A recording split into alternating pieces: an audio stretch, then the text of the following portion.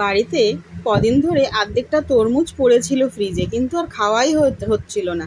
মেয়ে বলল যে মা এটা দিয়ে আজকে একটু একটা শরবত বানিয়ে দাও। তাই ভাবলাম যে ঠিকই মেয়ের কথাতে বানিয়েই দিই। প্রথমে তরমুজগুলোকে টুকরো টুকরো করে কেটে মিক্সিং জারে দিয়ে অল্প একটু জল দিয়েছি আর বিট নুন আর চিনি দিয়ে ভালো করে মিক্সিতে ঘুরিয়ে নিয়ে এই যে একটা হচ্ছে কাচের জারে ঢেলে নিলাম। তারপরে এদিকে গন্ধরাজ লেবু একটু স্লাইস করে কেটে নিচ্ছি টুকরো টুকরো করে, যাতে একটু ওতে লেবুর রস দিলে আরও সুন্দর গন্ধটা বেরোয়।